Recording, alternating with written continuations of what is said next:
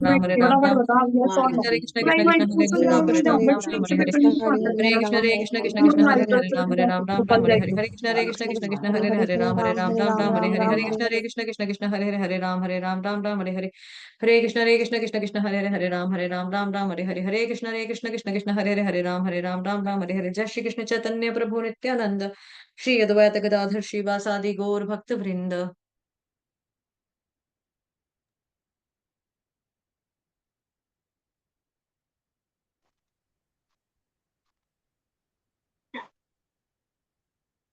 हरे हरे कृष्णा माता कृष्णा जी। सभी। जी माता जी, हरे कृष्णा सभी भक्तों को पंचांग प्रणाम। तो आज की क्लास शुरू करते हैं। सबसे पहले श्रील प्रभुपाद जी का आज का कोटेशन करेंगे। जगत गुरु श्रील प्रभुपाद की जय। एक पुस्तक है जिसका नाम है एक्वेरियन गॉस्पेल, जिसमें लिखा है कि ईसा मसीह जगन्नाथ मंदिर में रहे थे। बिना भगवान के भक्त हुए वे कैसे वहां रह सकते हैं थे, और कैसे मंदिर के अधिकारी एक अभक्त को वहां रहने की अनुमति देते। उस पुस्तक से प्रतीत होता है कि ब्राह्मणों के साथ ईसा मसीह के घनिष्ठ संबंध थे। श्रील प्रभुपाद की जय। ये हम भगवत गीता करेंगे। भगवत गीता चैप्टर 3 कर्म योग, वर्स नंबर 3। भगवत गीता यथारूप की जय। श्री भगवानुवाच लोके अस्मिन् द्विविधा निष्ठा पुरा प्रोक्ता मया नघ ज्ञान योगेन सांख्यानां कर्म योगेन योगिनाम्। अनुवाद। श्री भगवान ने कहा, हे निष्पाप अर्जुन, मैं पहले ही बता चुका हूँ कि आत्म साक्षात्कार का प्रयत्न करने वाले दो प्रकार के पुरुष होते हैं। कुछ इसे ज्ञान योग द्वारा समझने का प्रयत्न करते हैं, तो कुछ भक्तिमय सेवा के द्वारा। माता जी तात्पर्य। तात्पर्य जगत गुरु शील प्रभुपाद द्वारा शील प्रभुपाद की जय।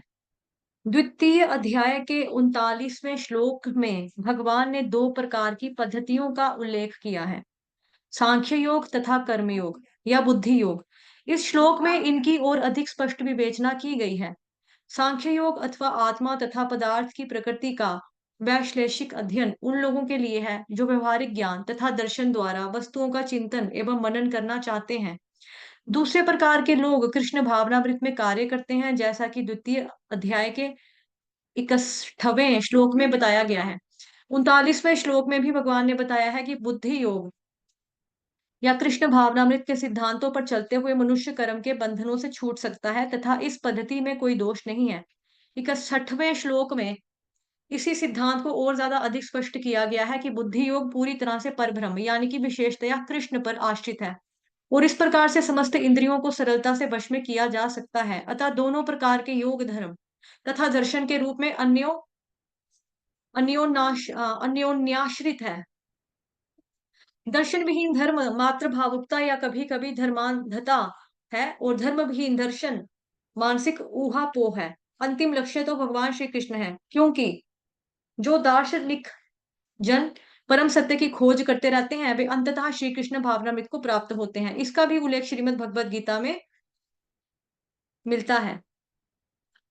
संपूर्ण पद्धति का उद्देश्य परमात्मा के संबंध में अपनी वास्तविक स्थिति को समझ लेना है।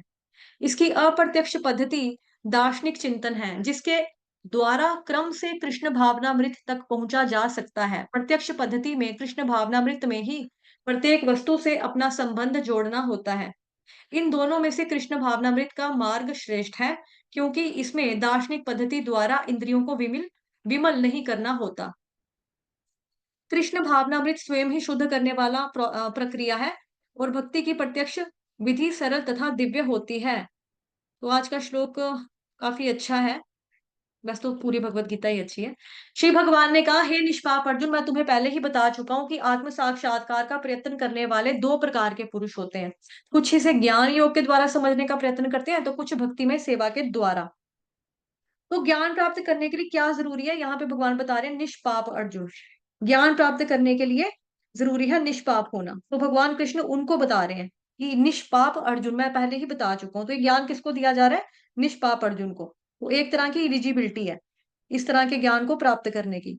बेसिकली सांत्वना दे रहे हैं कि हाँ, जैसे कल हमने पढ़ा था ना कि डाउट है, कि अर्जुन कहते हैं परसों वाले श्लोक में कि हाँ मुझे डाउट है, क्लियर नहीं हो रहा, ये करें वो करें।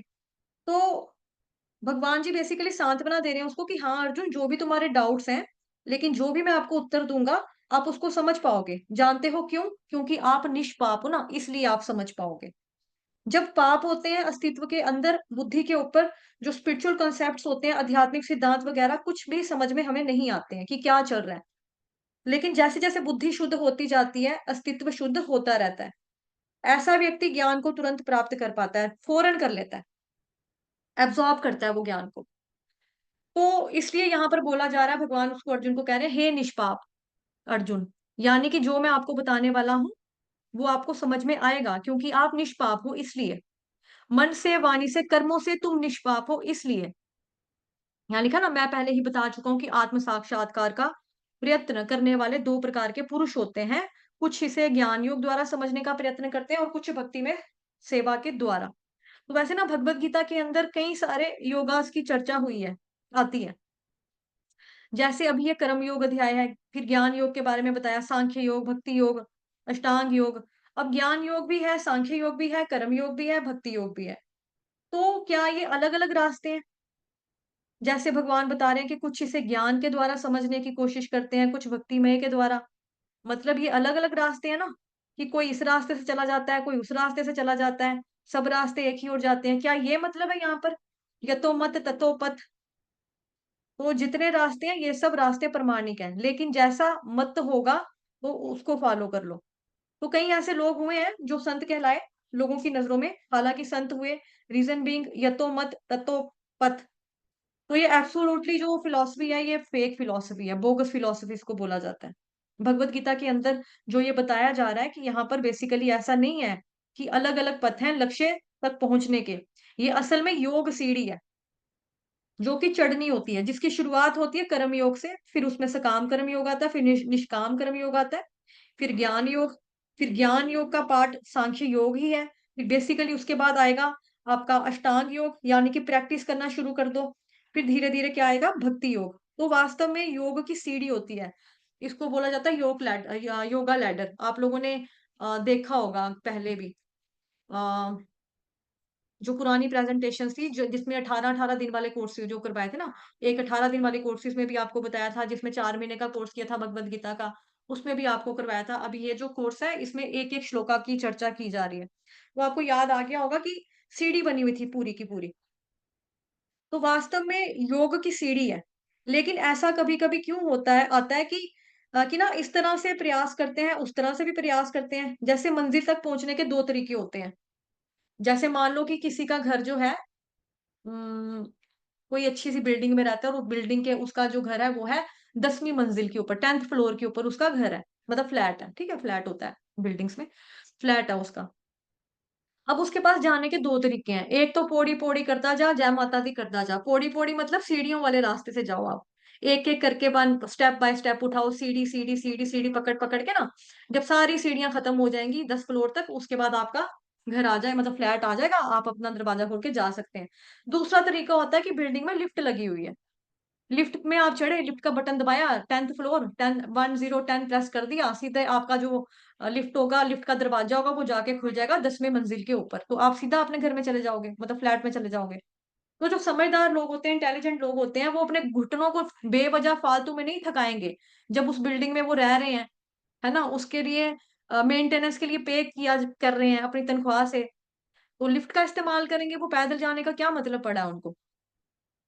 तो जो समझदार लोग होंगे वो लिफ्ट का सहारा लेंगे। इसी तरह से जो भक्ति योग है ना, जब आपको पता लग गया कृष्ण भगवान जी जो हैं वो भगवान हैं, ठीक? साथ ही आपको पता लगा कि उनको जानने का प्रयास या उनको प्राप्त करना प्रेममयी भक्ति के द्वारा कैसे कर सकते हैं? भक्ति ही एक साधन है, एकमात्र साधन क्या है? भक्ति। भगवान कृष्ण की भक्ति करना। जब हमें ये पता लग गया, फिर हम भगवान की भक्ति कैसे करेंगे? 16 माला का जप जो हमें बताया, आरती वगैरह करेंगे, भगवान जी को भोग लगाएँगे, अर्च विग्रह की सेवा करेंगे। तो ये सारा का सारा प्रोसेस हो गया हमारा भक्ति योग का। तो जो भक्ति योग की प्रैक्टिस करते हैं वो भक्ति योगी कहलाते हैं। तो जो भक्ति योगी तरीका अपनाते हैं वो सीधा डायरेक्ट भगवान जी की भक्ति करके कर लेते हैं। और जो बाकी होते हैं वो धीरे-धीरे करके उन्नत होते हैं कि पहले कर्म योग में, फिर सकाम कर्म योग, निष्काम कर्म योग, फिर ज्ञान योग के बाद उसी का हिस्सा है जो सांख्य योग, फिर उसके बाद अष्टांग योग, फिर प्रैक्टिस करेंगे, फिर प्रैक्टिस करते-करते उनको पता लगेगा, फिर उसके बाद वो भक्ति योग की तरफ आएँगे। तो 2 तरीके हैं। एक आपके पास है स्लो प्रोसेस और टाइम कंज्यूमिंग प्रोसेस, कि मतलब आपको ज़रूरी नहीं है कि इसमें एक ही जन्म में आप ये सारी चीज़ें कर लोगे, सकाम भी, निष्काम भी, ज्ञान भी, फिर सांख्य भी कर लिया, फिर अष्टांग भी कर लिया, फिर आप भक्ति योग पे आ गए। क्योंकि कलयुग में लोगों की इतनी ज़्यादा उम्र भी नहीं ना कि सारे योगास को प्रैक्टिस कर लो, घाट-घाट का पानी पी लो तो फिर आ जाओ। तो किसी-किसी केस में हो भी सकता है, जो बचपन से लगा हो सकता है पूरे पानी पीकर फिर सीधे आ जाए समुद्र की तरफ, यानी कि भगवान की तरफ, ये भी हो सकता है। लेकिन अक्लमंदी किसमें है, डायरेक्ट आप लिफ्ट से फ्लोर के ऊपर चढ़ जाओ, तो भक्ति योग एक लिफ्ट की तरह है आपके लिए।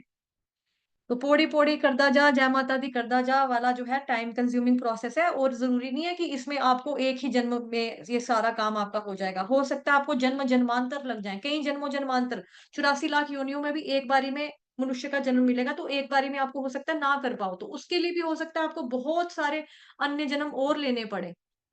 तो ये जो प्रोसेस है सीढ़ी-सीढ़ी वाला, वो बहुत स्लो प्रोसेस है, टाइम कंज्यूमिंग प्रोसेस है, time consuming in the sense of कि बड़े सारे जन्म लग सकते हैं आपको। तो लिफ्ट का इस्तेमाल करना चाहिए हमें। ये एफर्टलेस तरीका है ऊपर अपनी मंजिल तक पहुँचने का। दूसरे लोग कहते हैं कि नहीं, नहीं हम सीढ़ी से ही जाएँगे, तो सीढ़ियाँ चढ़ के जाते हैं। लेकिन सीढ़ी हो या लिफ्ट हो, दोनों ही केस में व्यक्ति को नीचे से ऊपर ही आना होता है ना। First floor, second floor, third floor, fourth floor, ऐसे-ऐसे करते सो ऑन। तो लेकिन जो लिफ्ट होती है वो ज़्यादा कन्वीनिएंट रास्ता होता है। उसी तरह से भक्ति जो है वो अध्यात्म साक्षात्कार में अगर आपको आगे बढ़ना है, तो भक्ति योग ही करना है। अब इसमें बेसिकली हमें सारे योगा से गुज़रना पड़ता है। चाहे वो सकाम कर्म योग हो, निष्काम कर्म योग हो, ज्ञान योग हो, अष्टांग योग हो, भक्ति योग हो। तो सीढ़ी से चढ़ के जाएँ, तो भी इनको करते हुए आगे बढ़ना पड़ेगा, या फिर हम लिफ्ट में चढ़कर जाएँ, बटन दबा दें तो भी छठा फ्लोर, 7वाँ, 8वाँ, 9वाँ, 10वाँ ऐसे फिर सीधे भक्ति योग के फ्लोर पर हम पहुँच जाएँगे। लेकिन फ्लोर से तो दोनों के दोनों गुज़रते हैं। तो इसलिए ऐसा नहीं है कि रास्ते अलग-अलग हैं, कि कोई भी रास्ता चुन लो आप, तो एक ही रास्ता है, एक ही मंज़िल निकलेगी, ऐसा नहीं है। जैसे मेरा नाम है सोनू, ठीक है? भक्तन विनीता माता जी। आप अगर भक्तन विनीता माता जी को फ़ोन लगाओगे तो वो फ़ोन उठाएगी ना, मेरे को लगाओगे तो मैं कॉल उठाऊँगी। मान लो हम दोनों एक ही शहर में रहते हैं, एक ही मोहल्ले में रहते हैं, और उस मोहल्ले में 2-4 और सोनू नाम के लोग हैं, कोई सोनू नाम का लड़का भी हो सकता है। तो आप कौन से सोनू को ढूँढ रहे हो, वो है ना सही बात। एड्रेस प्रॉपर आपको पता होना चाहिए, तभी आप पते के ऊपर पहुँचोगे ना किसी के घर पर, किसी की मंज़िल पे, आपको एड्रेस पता होना चाहिए। तो ये थोड़ा कि आप किसी भी रास्ते पे चले जाओगे, तो सबके घर का एड्रेस जो है वो एक ही है, कोई भी रास्ता अपना लो, वो चीज़ नहीं होती है। ठीक है? कि कुछ भी रास्ता अपना लो, कुछ लोग ज्ञान योग का प्रयास करते हैं, कुछ भक्ति योग से प्रयास करते हैं। तो प्रभुपाद जी ने तात्पर्य में क्या बताया कि जिस प्रकार से कुछ लोग ना निर्विशेष यानी कि निराकार के माध्यम से जाकर के फाइनली रियलाइज़ करते हैं कि अरे यार! ये तो निराकार नहीं थे, ये तो सच्चिदानंद स्वरूप थे। तो कभी-कभी लोग ये रास्ता भी लेते हैं जिसमें कि निराकार को लेते हुए सकाम कर्म योग, निष्काम कर्म योग, फिर ज्ञान योग इत्यादि का वो पालन करते हैं। और ये करते-करते जब वो शुद्ध हो जाते हैं, तब उनको जाके रियलाइज़ होता है कि नहीं यार, जिस निराकार के पीछे हम लोग दौड़ रहे थे ना, वो तो रियल में तो वो तो कृष्ण है, कृष्ण भगवान है। तो Krishna is the supreme personality of godhead, he is the supreme Lord. और इसकी केस स्टडीज़ भी आती हैं शास्त्रों के अंदर। जैसे श्री शुकदेव नाम के गोस्वामी परमहंस वैष्णव हुए। पहले ये वैष्णव नहीं थे, ये वेद व्यास जी के पुत्र हैं, जैसा कि आप शाम वाली क्लास में भी हमने पढ़ा, है ना? दोपहर वाली क्लास में भी पढ़ा, भागवतम महापुराण कथा रूप में भी हमने पूरा उसमें रीड किया, और साथ ही में जो भी चल रहा है बैच शाम को 6 बजे वाला भागवतम महापुराण, जिसमें तात्पर्य और बुक रीडिंग की क्लास है बेसिकली, जिसमें बुक रीडिंग ही चलती है। श्लोकास और अनुवाद और ट्रांसलेशन और क्या बोलेंगे, तात्पर्य प्रभुपाद जी के, वो हम पढ़ रहे हैं। उसमें भी हमने देखा कि वो व्यासदेव जी के पुत्र और जन्म लेते ही वो माँ की कोख से निकल कर चले गए। पहले तो वो 16 साल तक बाहर नहीं निकले कि मैं माया के प्रभाव में आ जाऊँगा। फिर भगवान कहते हैं कि तुम नहीं आओगे। तो फिर वो निकलते हैं, लेकिन जैसे ही वो निकलते हैं वैसे ही वो चल चल पड़ते हैं। क्योंकि माया का प्रभाव इन पर पड़ा ही नहीं, क्योंकि भगवान श्री कृष्ण से इन्होंने आशीर्वाद लिया था कि मैं माँ की कोख में ही रहूँगा। लेकिन अगर बाहर निकला तो तभी निकलूँगा जब आप मेरे को प्रॉमिस करोगे, वचन दोगे कि क्योंकि आप माया के मालिक हो ना, तो आप मुझे वचन दो कि भई मैं माया से कभी भी मैं घिर ना पाऊँ। जैसे भगवान माया के मालिक हैं। जैसे देखो किसी के घर में जब हम जाते हैं, किसी के घर में कुत्ता होता है तो उनके दरवाजे के बाहर लिखा होता है ना, बीवेयर ऑफ डॉग। तो हम भी सोचते हैं नहीं यार इनके घर में कुत्ता है, हमें पड़ ना जाए, हमें काट ना ले। तो हम उधर ही खड़े रहते हैं, अंकल जी, आंटी कुत्ते को पकड़ो, हम आए हैं, अंकल पकड़ो। अंकल जब अपने कुत्ते को पकड़ लेंगे तो क्या बोल, टॉमी आराम से बैठ जा, चुप बैठ जाओ आराम से। तो टॉमी उनका कुछ भी नहीं कहेगा, हमको भौंकेगा भी नहीं, काटेगा भी नहीं, कुछ भी नहीं कहेगा। तो भगवान जी जो है वो सभी चीजों के मालिक हैं, सबके मालिक हैं, सभी सभी को नियंत्रण करने वाले हैं। तो माया देवी को के भी मालिक वही हैं, माया देवी को भी नियंत्रण करने वाले वही हैं। तो भगवान ने बोला कि नहीं, तेरे को माया कुछ भी नहीं करेगी। तो आप मुझे वचन दो कि मैं माया से कभी भी ना गिरूं। तो वो 16 साल तक माता की कोख में ही रहे थे। तो द्वारकाधीश भगवान श्री कृष्ण खुद पहुंचे, उन्होंने बोला ठीक है, मैं माया का स्वामी हूँ, इसलिए मैं आपको ये आशीर्वाद देता हूँ कि जब तुम बाहर निकलोगे, आओगे, तो तुम माया में नहीं पक पड़ोगे। इसलिए 16 साल के बाद जब वो माँ की कोख से बाहर निकले, उनके ऊपर माया का कोई भी किसी भी तरह का प्रभाव नहीं पड़ा था। लेकिन हाँ, उनकी जो सोच थी वो पर ब्रह्म, यानी कि जो निराकार था उसके ऊपर नहीं थी, पर ब्रह्म में नहीं, मतलब ब्रह्म में थी उनकी सोच। लेकिन जब वो श्रीमद् भागवतम में उन्होंने जब श्लोक सुने, क्योंकि वो चल दिए थे, तो वेद व्यास जी ने क्या किया, अपने शिष्यों को भेजा कि श्रीमद् भागवतम महापुराण के श्लोक जाकर उनको सुनाओ और वापस उनको लेकर आओ। क्योंकि श्रीमद् भागवतम के हर श्लोक के अंदर क्या बताया, भगवान की भक्ति का इतना ज्यादा गहरा प्रभाव है कि अगर कोई भी व्यक्ति उसको सुन लेगा, कोई भी व्यक्ति सुन लेगा, तो फिर उस व्यक्ति के ऊपर वो प्रभाव पड़ेगा ही पड़ेगा। मतलब भगवान जी की भक्ति का प्रभाव जो है वो पड़ेगा। माया का प्रभाव नहीं, भगवान की भक्ति का प्रभाव पड़ेगा।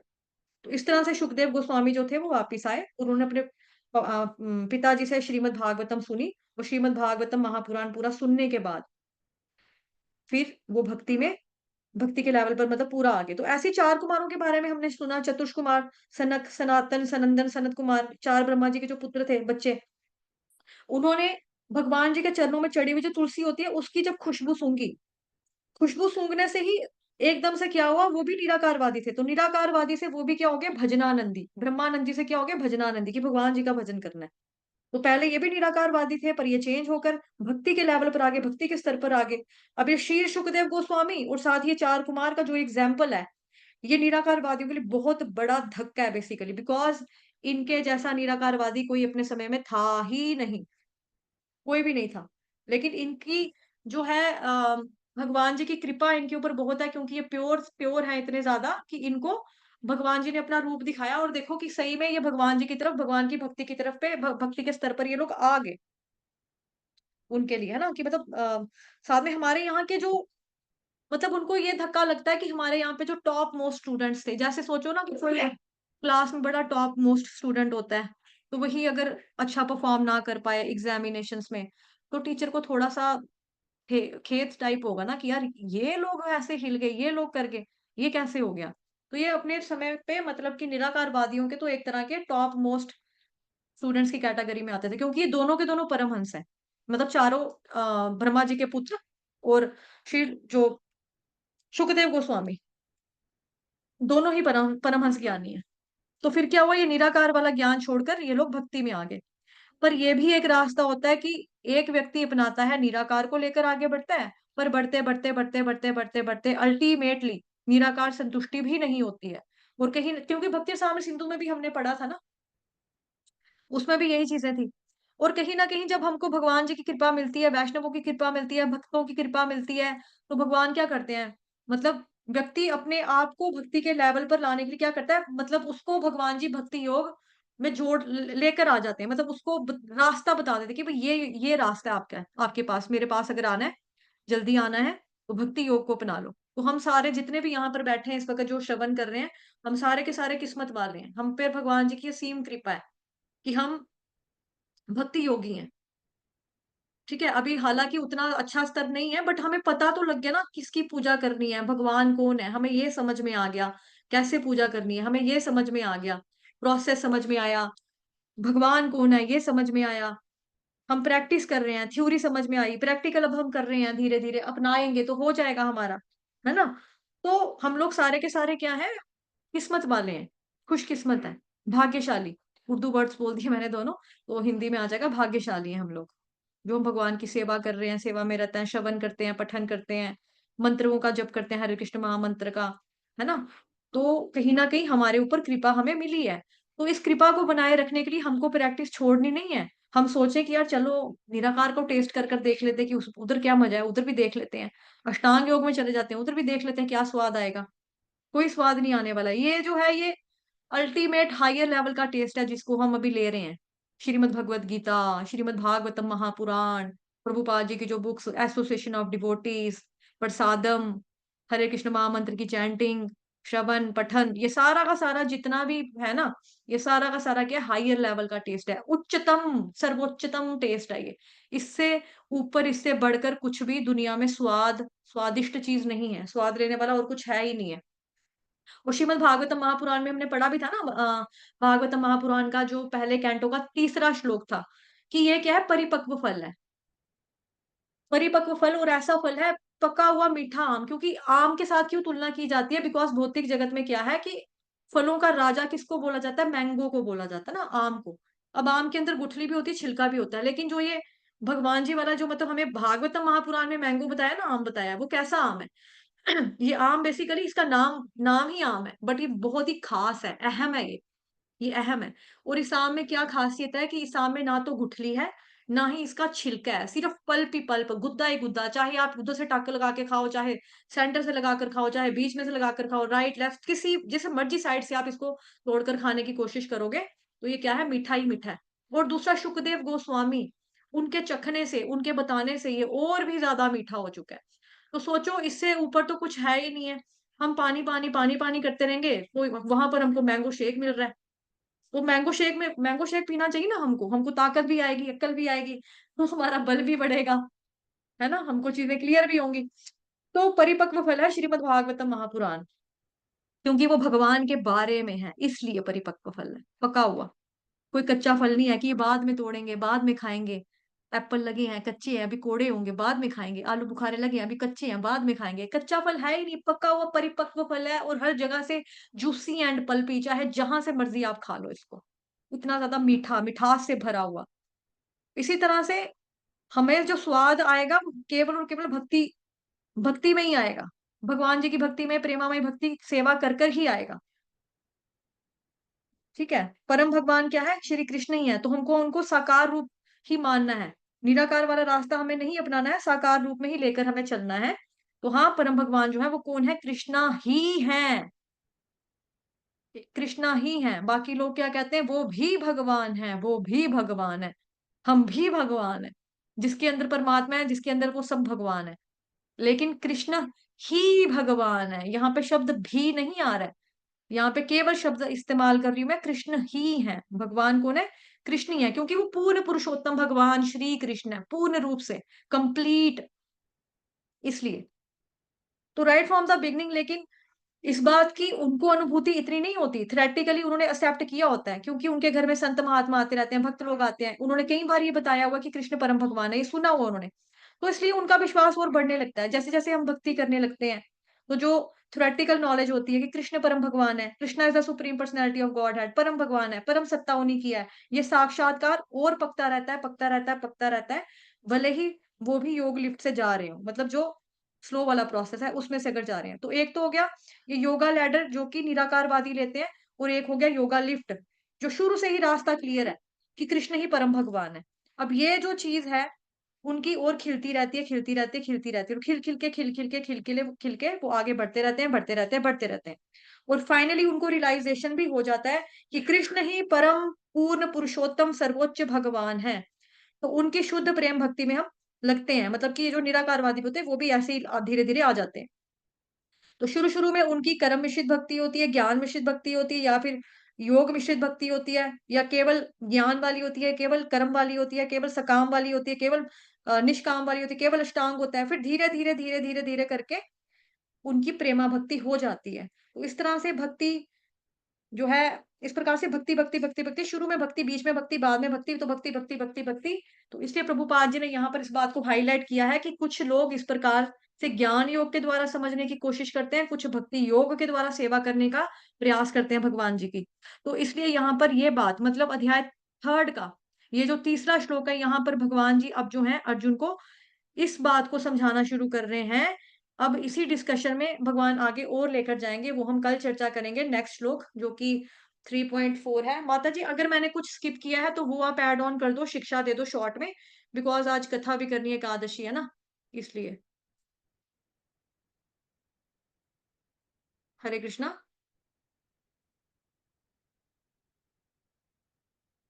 माता जी हो? जी माता जी, वो अनम्यूट नहीं हो रहा था। कोई बात नहीं माता जी। जी माता जी, आपने सब पॉइंट्स बता ही दिए बस। कुछ शिक्षा वगैरह कुछ देनी है तो शिक्षा भी वैसे मैंने बता दी है, बट फिर भी आप एक बार क्लियर कर दो शिक्षा क्या मिलती है आज के श्लोक से। जी अक्कलमंद जी माता जी, किसके हैं? तो आज का जो वर्ष है उसमें यही शिक्षा है कि जो अर्जुन है उन्होंने, क्योंकि कल पूछा था कि मेरी जो बुद्धि है वो मोहित हो गई है, क्योंकि बहुत सारे उपदेश है तो मुझे समझ नहीं आ रहा, मैं कंफ्यूज हूँ मैं क्या करूँ। तो भगवान जो है उन्होंने क्लियर करने के लिए ये बोला भी है कि मैं पहले भी बता चुका हूँ कि आत्म साक्षात्कार के दो रास्ते होते हैं, जैसे माता जी ने अभी बताया कि एक ज्ञान योग, मतलब अगर आप अष्टांग योग ये वगैरह प्राणायाम यम नियम करके आप भगवान तक जाओगे तो उसमें पहले तो बहुत सारे कष्ट आएंगे, बहुत सारे मुश्किल रास्ते आएंगे, आप कर ही नहीं पाएंगे हम कलयुग में। तो दूसरा, अगर कर भी लेंगे तो हम अपनी सारी इंद्रियों को तो भगवान की सेवा में नहीं लगा सकते ना उससे। तो इसीलिए भक्त आज की शिक्षा यही है कि भक्ति योग जो है सबसे बेस्ट है। भगवान यही कहना चाह रहे हैं कि आत्म साक्षात्कार के लिए जो भक्ति योग का रास्ता है वो सबसे बेस्ट है। जैसे लिफ्ट पे आप जाते हो तो लिफ्ट जल्दी पहुंचा देती है आपको।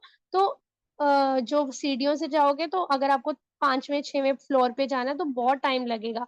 तो ऐसे ही जो भक्ति योग है, भक्ति इजी भी है, इजी मतलब सरल है। आपको ज्यादा कोई जंगल में नहीं जाना पड़ेगा, घर वालों को छोड़ के ज्यादा कष्ट नहीं करने पड़ेंगे, और लेकिन चीप भी नहीं है। चीप मतलब इसको चीप मत समझना, लेकिन इजी है बाकी जो ध्यान योग वगैरह वगैरह से है। तो इसीलिए आज की शिक्षा यही है कि हमें भक्ति योग में अपने आप को लगाना है। भक्ति योग में मतलब कैसे? नाम जप करना है भगवान का, भगवान की सेवा करनी है। ऋषिकेन ऋषिकेश, अपनी इंद्रियों को भगवान की सेवा में लगाना है, भगवान के नाम जप करना है और प्रचार करना है, मतलब दूसरों को भगवान के बारे में बताओ, नाम जप के बारे में बताओ, है ना। अपने आसपास के लोगों को। और भगवत गीता भागवतम पढ़ो, श्रवण करो, मंदिर चल के जाओ, सेवा करो। तो ये जो है भक्ति योग है, क्योंकि आत्म साक्षात्कार का मतलब क्या है? खुद को जानना कि मैं कौन हूँ, भगवान कौन है, मैं यहाँ क्यों आया हूँ, यही आत्म साक्षात्कार है। और आत्म साक्षात्कार कैसे होगा? जब हमें पता चल जाएगा कि हम कौन है, कृष्ण के दास हैं, और हमारा जो कर्तव्य वो क्या है, कृष्ण की सेवा करना। जीवेर स्वरूपोय कृष्णेर नित्य दास। तो हम अपनी सारी इंद्रियों से भगवान की सेवा करेंगे, तो वही जो है सबसे बेस्ट रास्ता है आत्म साक्षात्कार का। तो अर्जुन जो है, अर्जुन कंफ्यूज नहीं है एक्चुअली, ये हमारे लिए है ताकि भगवान जो है आगे और डिटेल में बता सके हम जैसे बद्ध जीवों के लिए। तो इसीलिए भगवान जो है अभी क्लियर कर रहे हैं उसको। ठीक है, तो हरे कृष्णा सभी भक्तों को पंचांग प्रणाम। जी माता जी। वाञ्छाकल्पतरुभ्यश्च कृपा सिन्धुभय एव च पतितानां पावनेभ्यो वैष्णवेभ्यो नमो नमः। अनंत कोटि वैष्णव वृंद की जय। श्रील प्रभुपाद की जय।